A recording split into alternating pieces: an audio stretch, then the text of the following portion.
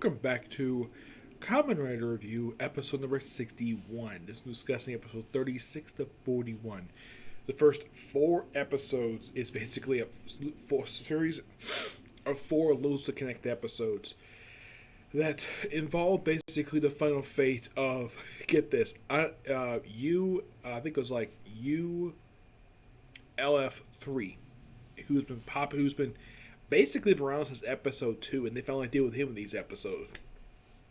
We see debut his upgrade and ultimate form, where he basically takes this golden claw and puts it in his belly, just pushes it himself, and sort of evolves him. And he takes on police officers, and later on, apparently after taking on Kuuga, that's what he was looking for him, basically the main bad guy of the whole series, which, by the way, 36 is his first full appearance. Outside of basically like a video footage, we can see him. 40 is the first appearance of his human form, because of course all the Gorai basically have got human forms. So, meanwhile, despite all this going on here, we also have another monster. Yes, who is identified as ULF, I believe it's 43. Yeah, and she's around for a few episodes. And her name is, there's actually two of them here. You have Zuzula. Yep. Yeah, she's here for episode 36. She's basically been around since like episode 25. That's when she first showed up. And then basically by 36 when they finally give her something to do. Yes, and by the way, we're getting pretty much basically almost done with the Go group for the Gorai. Yeah, there is basically there's technically two more monsters left in this group. Yeah, surprisingly, there's two left. Yes.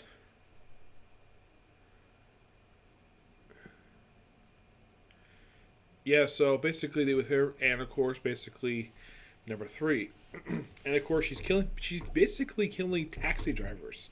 Yes, at first she was doing that first, then she's not killing police officers. Her body count was basically very low with these episodes. So eventually they were dealing with her because of power, Kuuga's golden power caused a lot of massive explosions. So they confined it basically to a small train station that has shutters that are very strong. So basically by 39, despite the fact by 39 they have two of these monsters at the same time. Like, okay, we'll do 43 first because this is a new one. Then we'll deal with the old one. So drag it to the police, drag it to the subway. And of course, also the task force is basically more active here. So, beam there, and of course, she blows up like after Kuuga gets out just in time. All shutters close, and she's eliminated. Then they look for the Bat Creature, and then Gormat, that's his name. He eventually is found dead in the woods. It was rumored this was done by ULF number 0, the name of Dorgama, the main bag of the series. It is interesting, though, the fact that he's actually the first on-screen monster, because normally this guy is mentioned that he's apparently been killing off members of his own species, his own comrades off-screen. But this is probably the first, and probably going to be the only monster he kills himself on-screen. Yes, it is strange, though, the fact that he killed this monster off pretty quickly, like off-screen, after he's been around, scratching around for all these, like, 30-plus episodes. And then not to have... And Kuuga's not the one who kills him. It's a bad guy. Which I thought was quite strange. And apparently, you could think the reason why he was going after him was probably because the fact that he'd been killing his comrades. He wanted revenge against them. And get this. At the time of his death, he was the last of the original set of monsters. The last one. Yep. And then, basically, for the next couple episodes, we get basically a quick two-parter where we have... Basically, her name, this particular woman, it's her woman. Her name is Jaza. Yes. She basically is, the way that she looks in her human form, she's basically a woman who is basically an office woman. Yes, basically a female businesswoman. That's a businesswoman is basically what she's dressed as, with glasses, and basically her monster form is that she can basically... It's kind of similar to that of, I think it was number 39, who basically took balls, or rings, and make it big balls, and she basically just transforms these little things attached to her waist, making those spears. And you actually hear her doing these stuff off screen, and apparently she killed over 200 people on an airplane. Yeah, I think it was like 263 people that I think they said, like that quickly. This is probably like in one attack. This woman's probably got the highest body count for one attack in the entire series. And then like she kills off another group of passengers on her airplane. Then she, because apparently all the planes were grounded or delayed, so she decided to go after a boat. Yes, a boat. As they figured out, and we see her spear in episode 41, where she stabs Kuuga right in the freaking shoulder. Yep. But during those two episodes, we have actually have a subplot with those. Now, the case of the subplot for episode 36, 39, that is about the Gore guy, basically involves Injin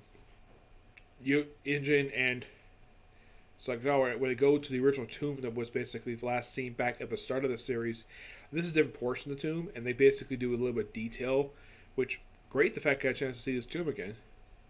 And in the case of 4041, it's basically a small subplot, basically where Nana basically auditioned for a part, and she got rejected, and the person who got it basically made a very tasteless comment. And of course, she was debating on possibly killing her. And Yusuke, who found her later on at a park, which apparently this was the same park that apparently her teacher herself, her act teacher, who probably got killed by one of the Gorgon. I don't remember what episode it was. Maybe it was killed off screen. Maybe I missed it. I don't know. Maybe it was a special I haven't watched yet. So, so after talking to her for a while and telling her that basically killing is not a good idea, just talk it out. And apparently she did off screen. She able to calm down. And of course, also Yusuke deals with the number 44. That's what they call her. And basically kills her at sea and basically kills her off basically underwater. Which I believe this is actually the second or third monster they killed off in the entire series, where they kill off during underwater battle. Yeah.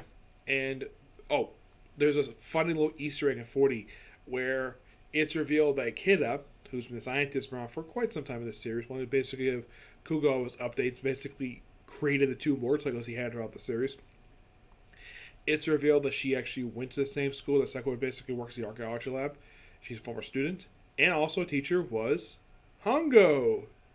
And from what I read, the way to describe him, it's basically the original Kamen Rider. So apparently he became a teacher after he stopped being a Kamen Rider. I'm like, that's nice of him to do. Good job, Kuuga. It would have been nice if he actually made a physical appearance in the series. It probably would have been his first appearance in the history of Kamen Rider since Black RX. Probably maybe the last time, but yeah.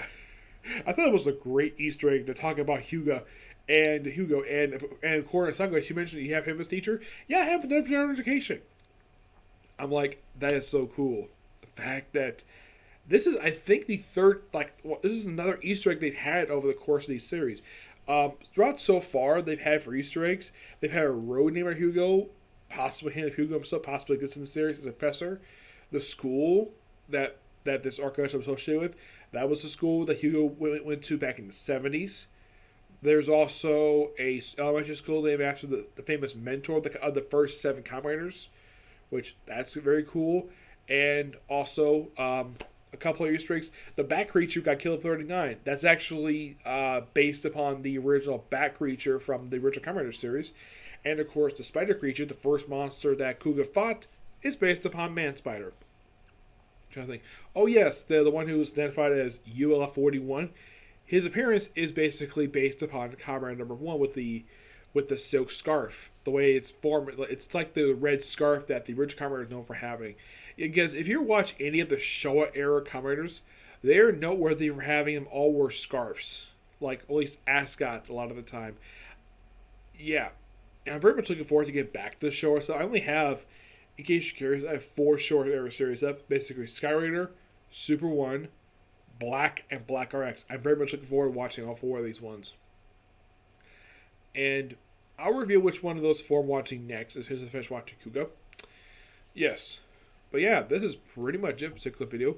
Damn good set of episodes. Can't wait to discuss the rest. And I have effectively with this one approximately 8 more episodes left to go for the whole series, plus a special. Now, I am not going to go to the rest of the episodes as much as I want to. I've got anime to catch up with. First thing, everything I'm going to do is going to be a Hunter x Hunter review. Anybody think Sunday? You think, oh, why are I going to do My Hero Academia next? Nope. I'm actually going to do, as soon as I put the two videos, this video and the next video up, by the way, the next video is going to be Hunter x Hunter video, which this one looks a little more interesting, the last several chapters. It's going to be Welcome Demon School Airmacon, because I really want to get the two shows that came out, basically the ones that came out yesterday and the one that came out previous week. I want to get those the way first, and then work on the 3 that came out today. Okay? But to use next video. Bye.